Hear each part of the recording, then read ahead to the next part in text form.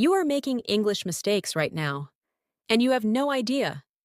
I have been studying how non-native English speakers communicate for years, and I found 10 mistakes that almost every single learner makes, every day, without realizing it.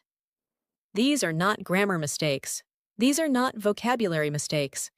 These are the mistakes that make native speakers secretly think they learned textbook English. Stay until mistake number 7. That one will surprise you the most. But first, let me ask you something. Have you ever said something in English, and the other person just stared at you blankly? You said the right words, you used correct grammar, but something felt off. That feeling has a reason, and we are about to find it. Mistake 1. Saying, I am knowing. Mistake number 1. Stative verbs. Here is something most English teachers never explain properly. Some verbs in English cannot be used in the continuous form. Ever. You cannot say, I am knowing the answer. You say, I know the answer. You cannot say, I am understanding you. You say, I understand you. You cannot say, I am loving this food. You say, I love this food. These verbs describe a state, not an action. Knowing, understanding, loving, believing, wanting, needing. None of them use the ing form in normal conversation. This is one of the most common mistakes, and one of the easiest to fix once you know. Mistake number 2 is one that even advanced English speakers make. And when they make it, native speakers notice immediately. Keep watching. Mistake 2. Wrong prepositions. Prepositions are the silent killers of English fluency. Most learners guess them, and most of the time, they guess wrong.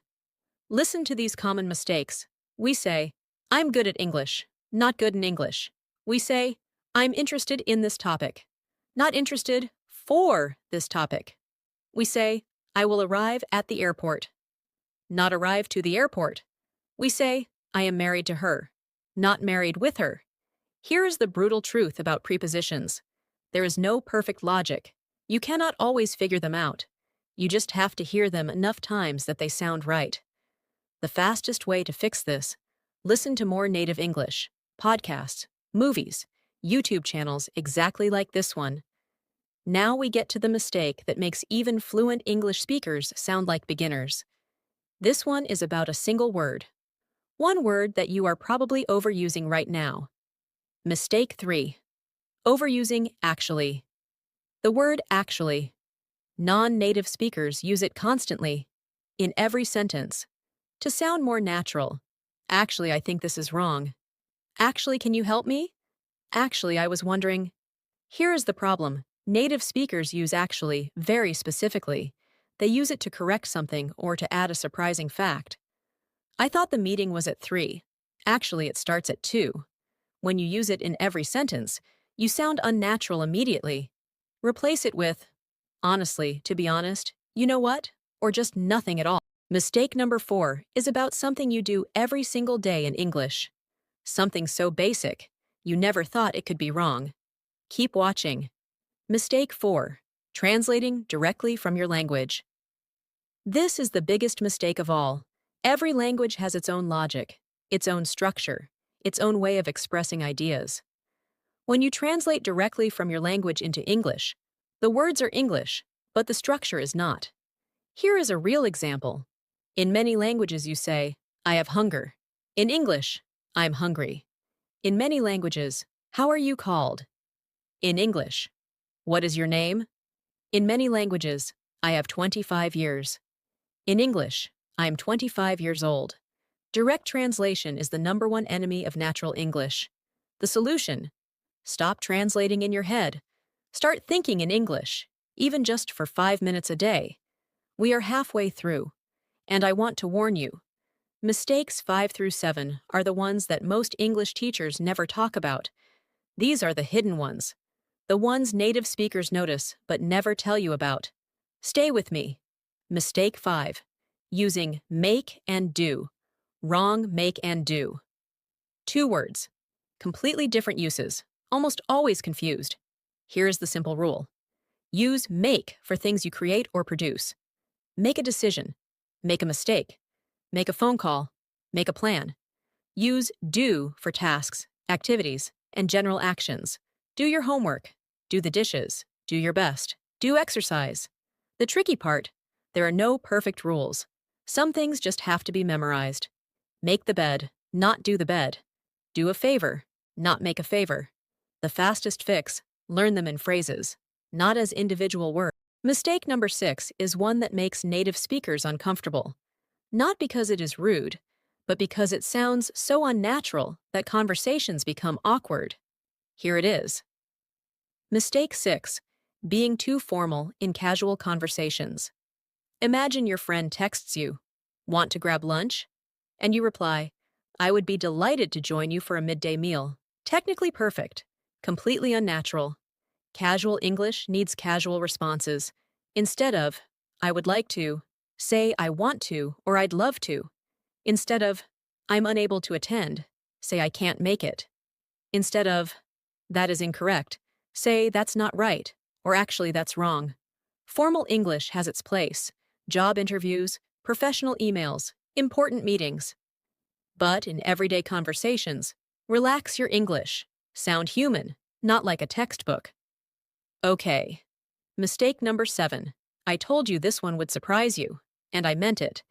This is the mistake that almost nobody talks about, but every native speaker notices every single time. Mistake 7. Saying yes to everything. Nobody says yes in real English conversations. Think about it. When was the last time a native speaker looked at you and said, "Yes, I agree with your statement"? Never.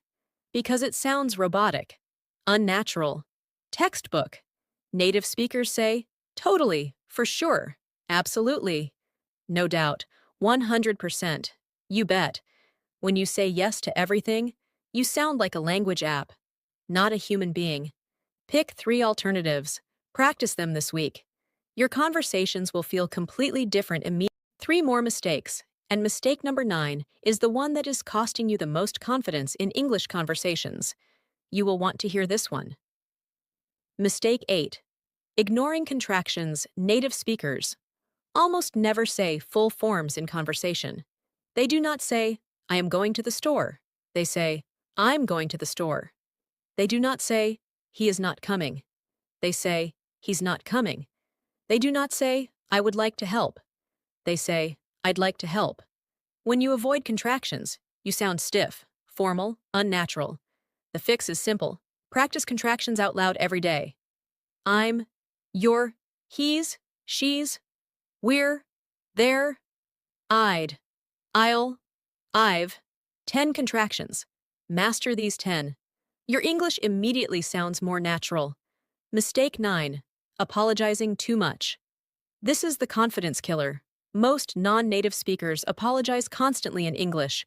Before asking a question, before sharing an opinion, before existing. "Sorry to bother you, but sorry, I don't understand." "Sorry, can I ask something?"